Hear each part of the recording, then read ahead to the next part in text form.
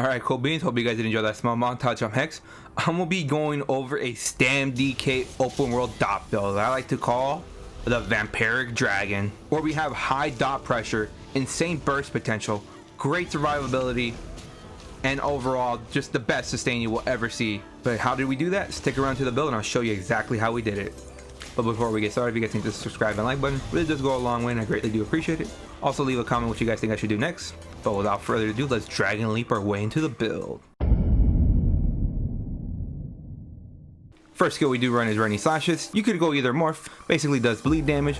What makes this skill so useful is that it does bleed damage and it puts hemorrhaging on the target.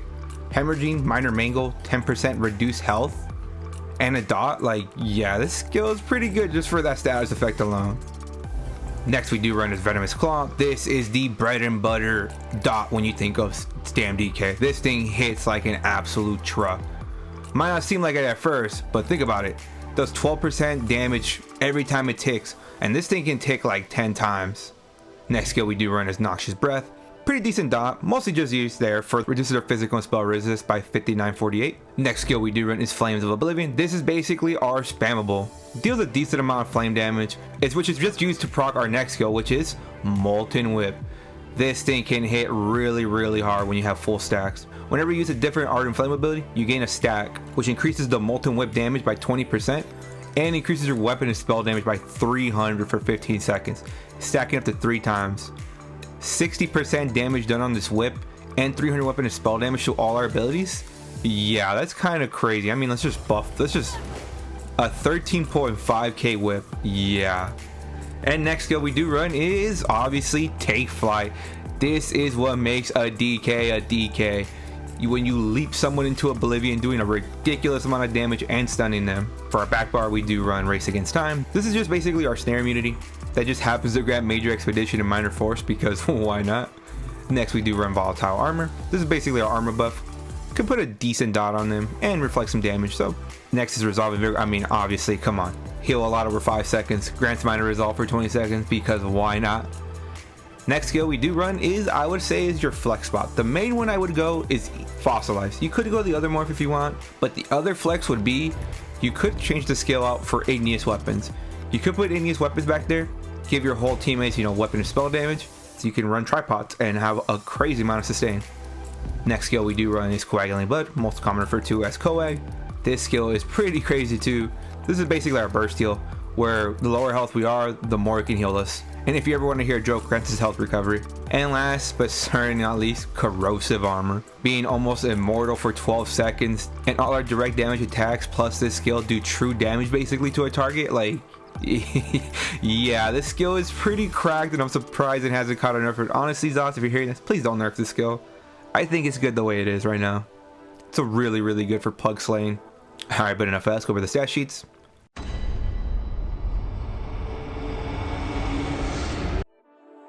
Look at our max stam is at 23.3k. Let's just buff up on our recovs real quick. Look at that recov. 1446 mag recov, 2157 stam recov. Yeah, that's some pretty crazy stats. Now let's just buff up our weapon damage real quick. Our weapon damage is at 5639 and our weapon and spell crit is at 30.5%. Let's check up our armor buffs on our back bar real quick. Spell res is at 28.8k and our physical res is at 28.1. Crit res is at 2082. So for our attributes, we do put 24 points in the health and 40 points in the stam. For the Mundus, I do go the Thief. I feel like the Thief is very slept on DKs. Since DKs don't really build into crit with their sets or have any built-in crit modifiers, because DKs, when they crit, they can hit really hard. Obviously, we are a Stage 3 Vampire for one simple but pretty ridiculous passive, Undeath. And for my race, I am an Imperial. I feel Imperial is the best open world stam race out there right now. You get tough, increases our max health by 2k, the most max health you can get from a racial passive, Imperial Metal, 2k max stam, and most importantly, Red Diamond, reduces the cost of all your abilities by 6%. This also includes your ultimates, your regular abilities, and for what I'm told, don't quote me on this, I'm told it also reduces the cost of roll dodge, CC break, and blocking. Some great alternatives would be Orc. Orc is very good. Dark Elf could be okay. Khajiit could be okay. And what else? The other one? Wood Elf? I feel like people are maybe sleeping on a Wood Elf. Wouldn't be the worst. Alright, but enough of that. Let's go over the sets now. But what build is complete without obviously the OP sets to back it up? I mean, Wretched Vitality, being able to grant up to almost 400 base mag and stam reco. That's base, so you can add 30% more from your pots. For my monster set, we do obviously run blood spawn. I mean, blood spawn on a DK is like butter on toast. You can't have one without the other. 1 piece stam reco, very nice. 2 piece, being able to get the 13 ultimate and 31 resist. Like, that's just crazy. Tankiness, indirect more damage since we're pumping out more ultis, and sustain on a DK because battle roar. For every ulti we spend, we recover like 50 stam, mag, and health. So we obviously do run 1 piece training because any meta build always has a front bar, back bar set up with a mythic and a monster. Since we do have 1 extra slot, why not just slot him training? Gives us the most max health for 1 piece. And obviously, what mythic is that? Lo and behold, and let me guess, it's Ring of the Pale Order. Yes, Ring of the Pale Order. What exactly does Ring of the Pale Order do? It basically gives you Lifesteal. Restore 20% of the damage you deal as health. You basically heal for 20% of the damage you do. But there are catches. For every ally you are grouped with, reduces the healing by 4%. So in a full 6-man, you get 0% healing from this. But I mean, if you're truly 1vxing, you're never with anybody, so that's never going to be an issue. If you are in a group, you could run Malakast, sacrifice our crit damage for a lot of just base damage. You could obviously run Tried and True Marking, damage and tankiness. You could run Sea Serpent for the most possible damage. Just be careful with that snare. And for the last set we do run is... I did try a few. Some of them were really good, and one of them looked a lot better on paper. But the main one that I just tried and true is obviously Titanborn. Titanborn is such a great set. On this build we needed penetration, and I felt Titanborn was the perfect solution to that. Gives us weapon and spell damage, which DKs inherently just do better with. But most importantly, gives us offense penetration for our DoT, so they can hit really hard. 5 piece basically at gold quality gives us 110 weapon and spell damage and 1240 offense pen, which can double when you're below 75% health and can quadruple below 50% health. So when you're below 50% health, you basically get 440 base weapon and spell damage.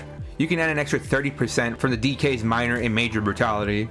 Medium armor passes. You see, this thing can spike up pretty high. Most importantly, you get up to almost 5k penetration when below 50% health.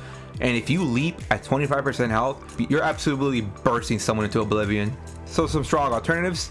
You could run Deadly. Deadly would make your dots hit really hard. The only problem is your whips and your leaps would not hit very hard. You could run Essence Thief. Very good for sustain and damage. The only problem is you kind of have to fall around that little pesky little green ball around. You could obviously always run Plague Break. Plague Break is always tried and true. The only problem is I don't really like that cooldown. I did try Vice Cannon. Not gonna lie, it was a lot better on paper. So the way we do run it, so you can either run double mace or double dagger. Honestly, it's up to you. For this one, I went mace since in PvP penetration is king. So on the main hand, we do have a shock enchant with Nerdhone, and on the offhand, we do have an absorb stam enchant with charged. Please, on the main hand, please make it Nerdhone. It does make a difference. So for the back bar, we do run a restoration staff of Wretched Vitality. Really good. Main thing, it gives you range, but most importantly, it gives you on-demand major mending and the most magic sustain you can get. A heavy resto gives you the most mag, like almost 5k mag when you fully charge a heavy. We do run an onslaught enchant with defending. You could run decisive, but I feel like tankiness is next to godliness. So for our armor, we do run the typical 3-3-1. 3 heavy, 3 medium, 1 light. So for my 3 heavy, I do run a heavy head and shoulders of Bloodspawn. And for my last heavy, I do run a heavy chest of Wretched Vitality. For my 1 light, I do run a sash of Wretched Vitality. And for my medium, I do run a medium hands of Wretched Vitality and medium legs and feet of Titanborn because it only comes in medium. For the enchants, if you can, try set all the pieces. If you can't do that, try set the big pieces. What I mean by that is head, chest, and legs. And if you can't do that, max damage perfectly fine. Just adjust your health attributes at the end. And for our traits, I do run 6 MPen, 1 reinforce. Yes, 6 MPen, 1 reinforce. So my only reinforce is a heavy chest of Wretched Vitality. Please make the heavy chest reinforce. It makes a difference. And then the rest is all MPen. Now, if you want, before I get yelled at saying MPen's a dead trait, you can run whatever you want. You want more reinforce on your heavies? Go ahead. You want some well fitted? Go ahead. That's what I like about builds. We fit to our playstyle. And for my jewelry, we do run a Titanborn neck, ring of the trainee, and a ring of the Pale Order. And the way we run it is 2 bloodthirsty with 1 infused all weapon damage. Yes, So for us console peasants, we still have to go all weapon damage. Next patch for Scribes of Fate for you PC players, doesn't matter. You get access to both. So for the food we do run is good old Orzhov smoked bear haunch. But if you know, it's too expensive because I understand this thing is getting out of hand. You could always go Jules and Mistral. And for the pots we do run, if you are running fossilized, then the main pots you will be running is Essence Weapon Power Pots. Grants us major brutality, major savagery, and endurance. I really like these pots because it gives us 12% more crit on our back bar, so that way we can crit our back bar heals, because we all know how much we can heal for a crit coag. But obviously if you are running igneous weapons, then you could run tried and true tripods. Very good for the build. But if you got deep pocket, I mean deep pocket, you could obviously run minor heroism pots. Basically think of it as tripods, but just instead of granting health, grants minor heroism. Alright, but enough of that, let's go over the CP now. Alright, so for the first CP we do run is Focus Mending. Increases our healing done when single target heals. Wrathful Strikes grants us up to 205 weapon and spell damage to our damage abilities. Ironclad reduces our damage taken from direct damage attacks. And Untamed Aggression grants us up to 150 weapon and spell damage, just flat. I feel like this CP is very slept on, and I'm not gonna lie, I slept on it. This won't give you as much damage as the percentage modifiers, but you have to realize this double dips. This slightly reduces our damage, but greatly increases our heals. Trust me, don't sleep on this CP, especially on DK. For the red CP we do run Celerity, increases our movement speed by 10%, honestly the best CP in the entire game. Survival Instincts, while affected with status effect, our core combat skills cost up to 25% less. Relentlessness, being stunned or fear grants us major protection for 3 seconds. And Pain's Refuge, reduces direct damage taken by 2% for every 2 net effects active on us, up to a max of 20%. And for the green CP, I mean, doesn't it really matter? Rationer, Liquid Efficiency, Gifted Rider, and Seek's Blessing. But alright, cool beans, that's the build. Honestly, I hope you guys did enjoy it. Honestly, this build was very fun. Like, I'm not gonna lie, it was crazy. Like, I know the whole, like, you know, Flames of Oblivion whip combo, it's cheesy, and I was being a stubborn brat, like, no, I don't want to do that build, no, I don't want to be that guy that... I was like, you know what, I'm gonna try it out. Let's try it out. Let me tell you, the damage was insane, the healing was insane, it was just all insane. The mythic that is Pale Order, it truly is the 1vx mythic in the game right now. It really is. But yeah, hope you guys did enjoy the build video. Like the video if you liked it, comment your thoughts, experience with the build, also anything I might have missed out, what video I should do next, subscribe for more, but most importantly, stay zerging.